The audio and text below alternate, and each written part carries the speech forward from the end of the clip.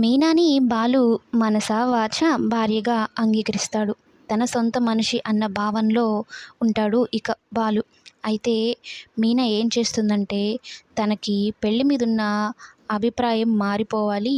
మేమిద్దరం పిల్లా పాపలతో సంతోషంగా ఉండాలి అని దేవుడికి మొక్కుకొని ఉయ్యాల కడుతుంది బాలు సమక్షంలోనే. బాలు కూడా ఉంటాడు. లాక్కొని వెళ్తుంది గుడికి. అయితే బాలు ఇవన్నీ అవసరమా అంటూ ఉంటే, నీకేం తెలుసు ఈ చెట్టు చాలా మహత్యం అంట. ప్రతి ఒక్కరికి పిల్లలు పుడతారంట ఉయ్యాల కట్టిన ప్రతి ఒక్కరికి అని అయితే మీనా చెప్పడంతో బాలు కూడా మౌనంగా ఉంటాడు. సరేలే నీ ఇష్టం అని.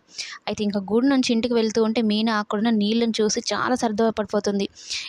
చూడు చూడు ఆ నీళ్ళు నేను కాసేపు ఆడుకొని రానా అని అయితే చెప్తూ ఉంటే బాలు మొదటేమో కామ్గా ఉంటాడు. సరే పో నీ ఇష్టం, నాకేమో భయం, నేను రాను అని. అయితే మీనా అట్లా ఆడుకోవడం చూసి ఒక్కసారిగా బాలుకి వాళ్ళ అన్నయ్య గురించి మొత్తం గతం గుర్తుకొస్తుంది. అంటే గుర్తు చేసుకుంటాడు. మా అన్నయ్య చనిపోయింది ఈ నీళ్ళ కారణంగానే కదా! దానివల్లనే కదా నేను మా అమ్మకు దూరం కావాల్సొచ్చింది అనుకోని మీనా వద్దు బయటకొచ్చేసేయి అనైతే అంటూ ఉంటే, మీనా చిన్న పిల్లల్లాగా సరదాగా ఆడుకుంటూ ఉంటుంది. ఎందుకు రమ్మంటున్నావు? కాసేపు ఉందాం ఇక్కడే అనైతే అంటూ ఉంటే, లేదు రా వెళ్దాము అంటే మీనా వినిపించుకోదు. ఇక బాలుకేమో కోపమొస్తుంది.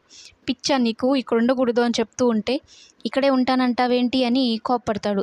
ఇక మీనా ఏమో చాలా బాధపడిపోతుంది. ఇప్పుడే సరదాగా మాట్లాడతాడు, సంతోషంగా అంతలోనే కోప్పడతాడు ఎందుకు? అలా బాలు మాటలకి చాలా బాధపడిపోతుంది. ఇంకా అదే ఏడుపు మొహంతో ఇంటికి వెళ్తుంది. ఇక నాన్నమేమో ఏమైంది మరలా వీళ్ళిద్దరికీ అన్నట్టు టెన్షన్ పడుతూ ఉంటుంది.